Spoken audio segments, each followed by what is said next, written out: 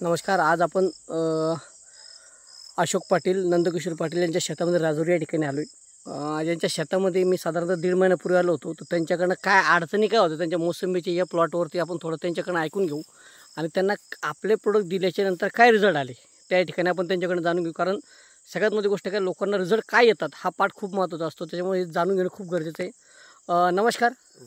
नमस्कार सर.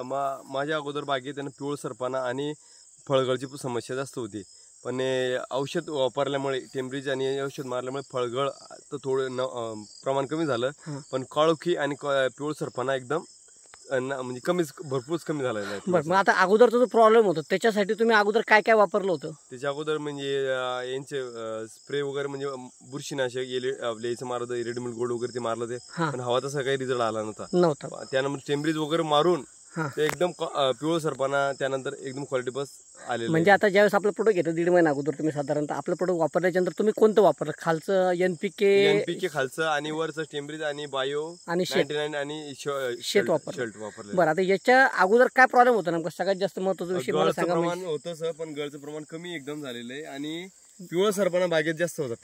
पिवळसरपणा म्हणजे नेमका काय प्रॉब्लेम होता की हे जे पानं होते वरचे हे तुम्हाला पिवळं जास्त होते का? पिवळ आणि हळद सारखे पिवळ दिसत. बरं, मग आता झाडात दिसते का तुम्हाला पिवळपणा? आता नाही, म्हणजे पूर्ण म्हणजे हळूहळू प्रॉब्लेम कमी झालेला आहे. म्हणजे ग्रीनरी कशी वाढली तुम्हाला? आता ग्रीनी वाढून गेली तिची पूर्ण एकाच फवारीत ना फक्त? एकच फवारा दिलेला. बरं, आणि दुसरी गोष्ट फळाची गळ कशी येते सध्या मला सांगा? फळाची देठी गळ होती, त्या देठी गळ आहे, पण प्रॉब्लेम कमी झालेला आहे थोडा. म्हणजे पूर्वी जेवढी गळ होती त्याच्यापेक्षा कमी झाली. म्हणजे एकाच हात मारला तरी आपण ना प्रॉपर ट्रीटमेंट आपण केलेली नाही. बरोबर ना?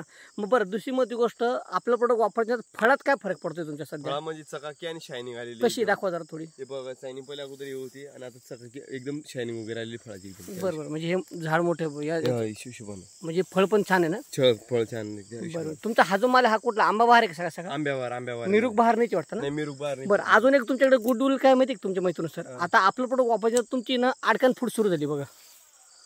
हे बघा येतो वरती.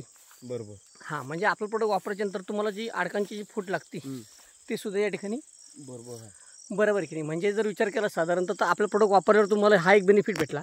दुसरी गोष्ट, झाड बघा हे झाड एवढं मोठं झाड आहे. आता ज्यावेळेस मी आलो त्यावेळेस माल खूप गळ होती. बरोबर. बायोट अपटेकचं प्रमाण भयानक येते. म्हणजे एवढ्या मोठ्या झाडावरती गळचं प्रमाण खूप कमी. बरोबर ना? आता इथं जर बघितली शायनिंग पण जबरदस्त आहे ना फळाची. म्हणजे एका ठिकाणी शायनिंग लागती. आता म्हणजे याच्यामुळे तुम्हाला काय वाटतं, मार्केटचा रेट तुम्हाला कसा भेटेल याच्यामुळे? मार्केटचा 2-3 रुपये तरी वाढीव मिळेल मला तरी. हा ना, बागेसाठी. बरोबर, म्हणजे खर्च केला त्याचं बेनिफिट आहे ना बा. म्हणजे भरपूर लोक म्हणतात साहेब आम्ही खर्च करत नाही, पण शेवटी कसं आहे, पिकाला खर्च केल्याशिवाय भेटत म्हणजे तरच बेनिफिट मिळतो. बरोबर ना? म्हणजे तुम्ही समाधानी आहेत ना? समाधानी एकदम. म्हणजे लोकांनी हे प्रोडक्ट शेतीचं नेटसप कंपनीचे बायोफिट प्रोडक्ट वापरायला पाहिजे. तर फायदा आहे. बरोबर. ज्याला कोणाला यांचं प्लॉट जर बघायचं असेल तर राजुरीमध्ये अशोक पाटील, नंदकिशोर पाटील म्हणून आहे, निंभोरी रस्त्यावर त्यांचं शेत आहे, त्या ठिकाणी तुम्ही बघू शकता. धन्यवाद. नमस्कार सर. तुम्हाला